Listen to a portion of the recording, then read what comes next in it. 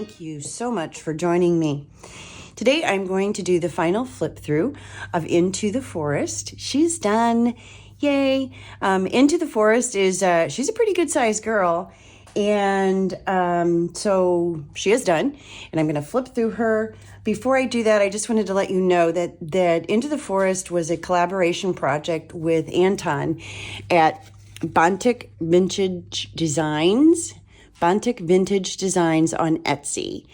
And if you go to his shop and type in Kipp's Corner, KIPPSKORNER, like all one word together, you can get 50% off in any of the digital kits in his shop. And he has a ton of gorgeous digital kits. You're going to see several of them here.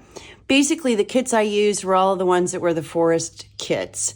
Film strip forest, Into the Cabin forest, animals in the forest, all of that kind of stuff. So I think I used 5 or 6 different kits that were all forest, but none of the enchanted forest, just regular forest kits. So there you go. I'll put a link to Anton's shop down in the description box, but don't forget to visit. And if you see anything you like, grab it because you can get it for 50% off. Okay, let's dive in. Into the Forest is 6 inches wide by 9 inches tall. So she's a standard 6 by 9 with a 2.5 inch height to her, or thickness. So she's about 2.5 inches here. The fabric in the back is wool. And then on the top, this is an antique book cover, the front cover or back cover, don't know which, from a book. Then on top of that, there's an optometrist lens. This is a metal rusted tree. There's a typewriter key. That's a porcelain piece, some fibers. This is a piece of driftwood. This is a piece of it's wrapped in wool and wire. Some old lace and netting. There's some rusted washers in here, which you will find in most of my work. This is like a railroad tie thingy. There's a little piece of film strip tucked down here, hidden right there. More rusted washer. These are clock faces here. This one, the hand, I think they both do, moves a little so you can set the time, sort of. Back here in the back is one of the images from Anton's kit, and I've used, if I can get that shine, there you go. I've used an embossing glaze, just not solid over it, just sort of splattery over it. This is a metal piece. I have no idea what it is. It's just a fun rusted metal piece. And let's see, is that it? Metal corners per usual for me. And then the back I left blank or plain with, but I have metal corners back here as well. I've used, I sound like a broken record. I've used my favorite knob closure. This is actually a little bit bigger knob, but I like it. So that's just a knob closure there. And just so you know, the way people ask me all the time how I do knob closures, there's a hole. Once the book is completely done, I mean, everything, it's the last thing I do.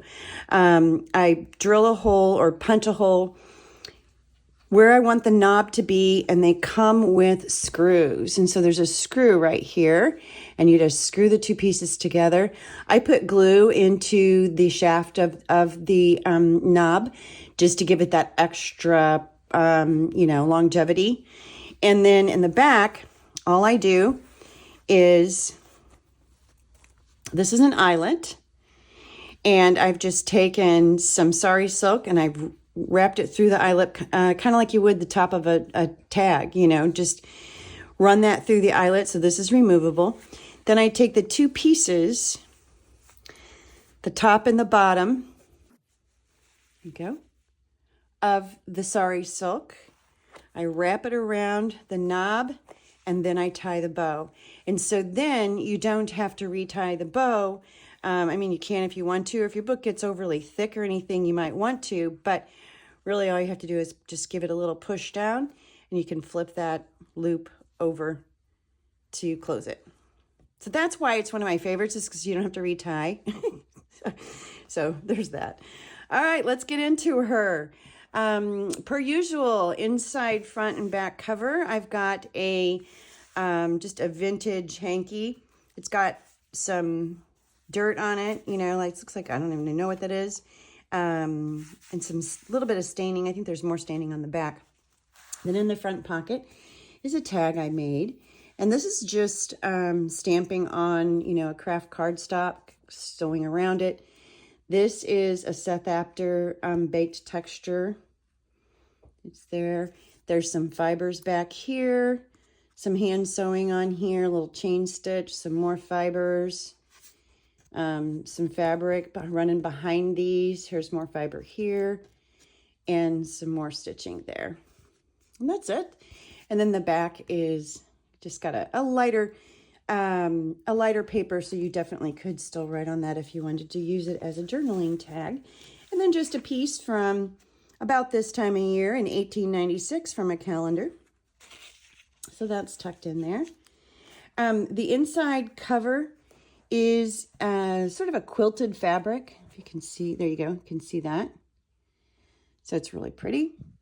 All sewn around the edge. And then the edge I just cut raw, just to give it that a little bit of a rustic look.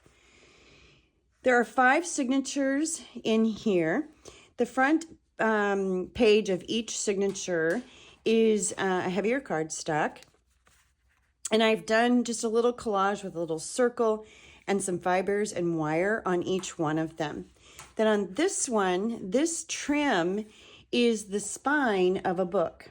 It was a cloth-covered book. I don't know if you can tell that or not. I have just folded it over, wrinkles and all, folded it over and sewn it down so it's on both sides. Cute bunny. This is a just like a handmade paper, gorgeous. I love the color of this, and it really went well with the journal overall. Ledger paper that you can write on. This is some dyed paper that you can also write on. That's from Anton's kit. And then this is a tuck spot. And there's some embossing here on this back piece. And then this is from the kit. And I've just taken, this is a German word, I think, to imagine. And then this is just, this is from one of his kits too. I just kind of ripped the edges, inked it up, and it's a journaling card tucked in there. Coffee dyed paper. This is also a handmade paper. It's really thin. It's kind of fun. More from the kit. All the printouts are from the kit. On the third, and fifth signatures, I went in and I printed the page both in the regular color mode and also then switching my printer to sepia. Then I took little squares from the sepia sheet, cut them out, backed them with some fabric, sewed around the edge, and then put them back in place exactly, whoops, doggy. And then put them back in place exactly where they are. So the image you see on the sepia is just covering up the exact part of that image on the front. And so you can kind of see how the branches connect from piece to piece. It was just a fun idea that I had and decided to go with it, and I really like the way it turned out. You'll see a couple more of those here in a little bit. And then this is just, I've just got clipped a ticket and a little raccoon card that talks about the raccoon. I thought that that was appropriate for this particular journal to give him a life there. And here's the back of those pages. Here's a pocket, and I did the same technique on this pocket where on this side, I just sort of drizzled that, if you can see it, there you go, that embossing powder. So it's not a solid, it's a very textural, splotchy kind of look to it. Almost looks like rain on a window. And then in that pocket is just a little tag that I made. This is an image from Anton's kit, some Some of the smallest handwriting in the world. There you go. From an old, it's kind of like an old diary that I have. These pages are wonderful to use. Then there's just some fibers here. All three of these pieces are from the spines of old books after they were gutted. So I love that texture. And this I think is the outside of the spine, the brown spine. And that's just craft cardstock. Most of the cardstock that I used in this is from the Tim Holtz pack, where it's got craft on one side and color on another. I think I used the warm pack. I loved the way those colors played with everything that was going on. Here's another signature that has the bindery, the same one. This is the back page of that signature cover with the same green bindery spine. Then on the next signatures between those in 2 and 4, I just put a very thin little piece of lace and sewed it on down the edge there. But each one of the signature covers does have some sort of little collage with a circle and the fibers. This one's got book page behind it. There's wire on every one of them. And then there's more of that paper that I love. This may make it to every single journal I ever make coming. I really like it. All right, coffee dyed paper, and here's more of that textured paper. This hole is natural. You can kind of see it. I didn't do that. That's natural. Just some gorgeous, gorgeous images. Here's some more ledger paper here.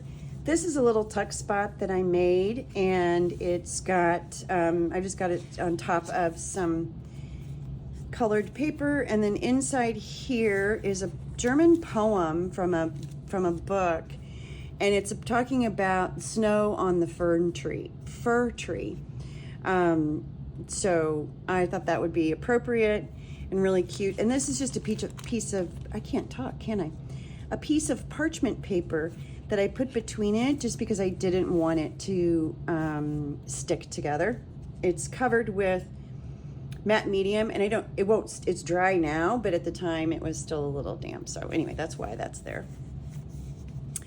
Then on the edge of a couple of the pages, I took book page and spine gut stuff and fibers and just all sorts of stuff and created a little edge. So kind of in lieu of, that lace you see is further back, kind of in lieu of a lace or anything like that.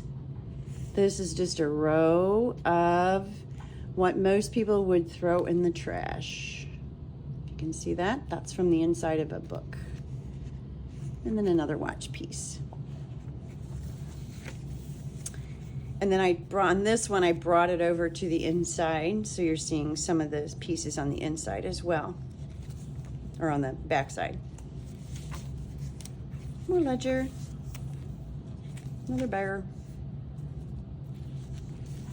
I really had a hard time deciding which pages from Anton's kits I wanted to use because there's so many. So this is a pocket that I made. This is a texture. It's kind of like a tape, and it's like grass and fibers sort of glued to the tape, I guess is the best way to describe it. And then behind that, I just put a printout from to use as a journal card. This is a print from Patty Lang at Sacred Mementos. And this is a receipt tucked in there, a blank one that you could write on. And then this is just a card from the brown-headed cowbird who makes its homes in the woodlands. So I thought that bird would work there. Squirrel.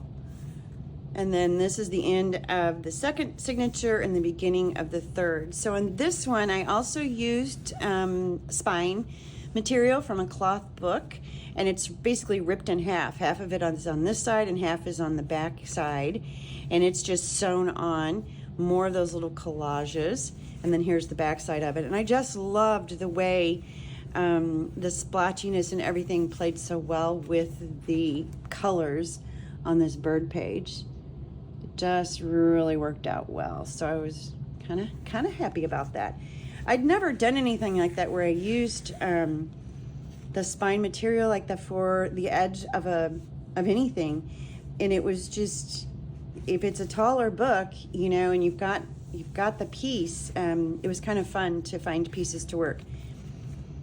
This is a pocket just created from the ledger, and I've got tucked a few things in here for fun. I have an old, is it tea or cigarette card? The black-billed cuckoo. I don't know what brand. Oh, this is from Arm & Hammer. So this is an old Arm & Hammer. So it's not a tea or a cigarette card, it's a Arm & Hammer card. An old tally card. I just loved the green of that. Thought that worked really well in there.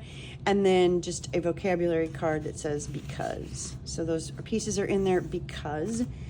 This is a printout. This is leftover on the sheet, one of the sheets that I made the sepia versions of. And so it was left over, and I just really liked that piece, and added a little fiber here and then clipped. This paper clip moves. It's just a paper clip with some ratty old fabric on the end of it. And these are just, they're so pretty. They're so pretty. This paper is a handmade paper. It's really cool. It's got inclusions in it, and the inclusions are like sticks and round like berries or something. It's just a really fun piece of paper. I have some of that in there, and then this is like a tea bag paper. And here's that next signature with the cutout pieces. And you can kind of see, I think you can see it really well here, where the tree, this top piece is exactly what was on the back. You can even see the edge of this tree here. So hopefully that makes sense what I did, how I did that. Moose. More coffee. Look at the red in that, or the coloring is just so pretty. Okay, here's another little pocket. This is a pocket from the kit, and then this is just a punch out circle, also from one of the kits. And on it, I used frosted crystals. That's not gonna show, and maybe you can kind of see. So there's a frosted look to the top of that, and then a little paper fastener. This is a rusted, it is very rusted, you can see. Old tag. I have covered it completely with matte medium to seal it, and then just have a little baby collage down there at the bottom. Little ticket here in the back, and then with a little ticket here in the back. More ledger paper.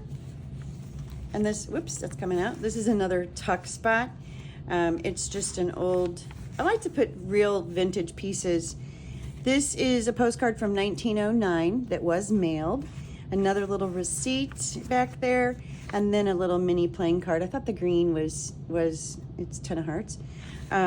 Worked really well with the colors going on in this.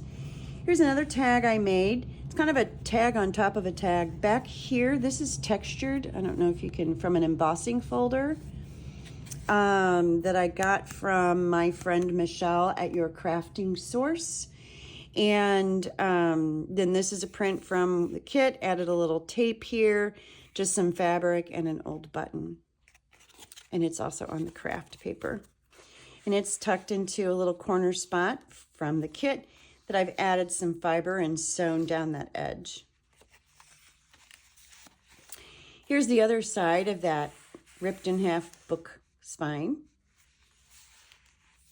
And there's another one of the collages.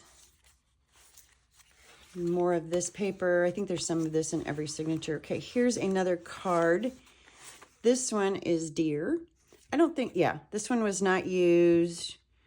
No dates or anything on here, so I have no idea how old it is.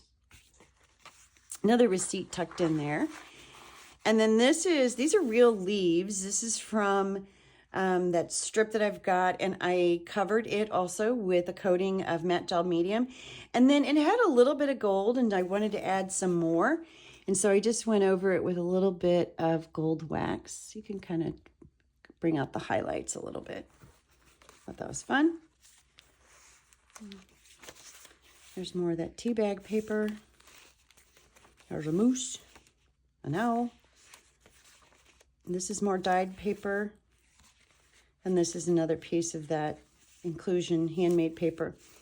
Here's the other border edge that I did with pieces left over from, this is some rusted fabric and some fiber. Back here in the back is that's from the inside of a book with your strings are still attached.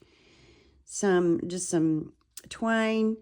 There's a little piece of book cover here, a button, more of that rusted fabric.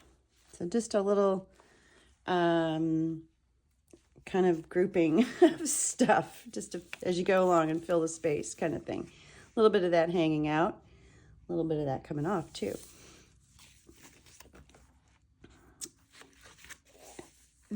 All of the colored paper is from Louise.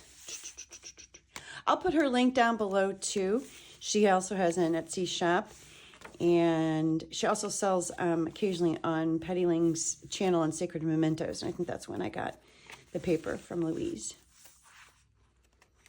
And here's another pocket just from the ledger. I've just added on this one of the images from the kit. Another postcard. This is actually a birthday postcard from 1922. And then here is another pocket. This is more of that kind of fiber tape. And I've just taken one strip of it and ripped it in half and put part of it up above and part of it below. And this is a print from Anton's kit. Then in here is just a little journal card. I've used that same, there you go, embossing technique. And on all of these, the ones on the inside anyway, I used Seth Apter's vintage beeswax as the embossing powder, and I also used a liquid embossing whatever that stuff's called instead of a pad where I could brush this on. A little bit of some fibrous paper here, another piece from a book spine, and then another image in the background, and the same, it's also on the craft cardstock. I had a lot of fun with this one. And this is the last signature. So here's another one of those little collages. This one, I used the spine again. This one was from a blue cloth book. And so it worked really well with those pages. There's a fox. I just think that these images are so pretty. This is a tag I made, and it's using an image from Anton's kit in the background, one of the little circles. This is mica tile on top, and this is just a little strip of cantha cloth, just ripped off. And then a paper fastener. You know how I love my paper fasteners. Looks like there's two of them on there. Yeah, there's one over here too. And then I've got that attached with a tiny paper clip. Here's another tuck spot. This one also has, this is sort of like dried flowers or dried leaves attached down here at the bottom with a strip of fabric behind it. This is on the image, this strip in the back, and I just kind of added to it with a brass fastener. And then in here, I've got tucked the seasons in, I believe this is a French card, a French vocabulary card. And this is not old, but I just thought it was cute and it goes with it. And I have no idea where I got it, except I can only say I probably got it from an estate sale. It's from Zazzle, so those are actually new, but I did not get it from Zazzle. I found it somewhere. So that's just tucked in there. I just thought it went well. And then this is the last signature that has the three different pieces added to it in sepia.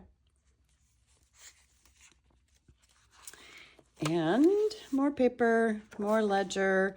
Here's another little pocket. This is just a circle on top of a circle. The circle in the back has clear embossing powder on it, embossing.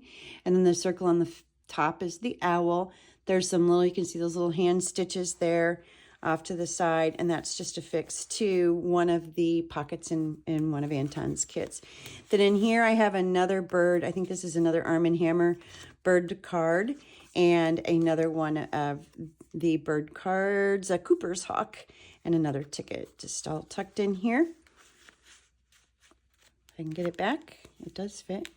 There we go. So yeah, those are in there. And we're almost to the end. There's another fox. Isn't he beautiful? And this more of this paper. And then this, again, this is this last signature that has the blue edging. And so the blue is both on the front and the back side. And so the images for that color really, really worked. On this one, I added another paper fastener down here at the bottom, just to bring this color of this little piece of fiber from the spine of a book matched so well. I just brought some of that green in to add a little bit of oomph to it. Then on the inside back pocket, I've got another tag that I made. This tag is a piece of paper from the Tim Holtz paper line, and that is the color of the paper. Then what I did is I just scratched it and then inked over it, so it darkened it, and it gave you this really dark ink spots. Then added a piece of fabric, a print from Anton's kit.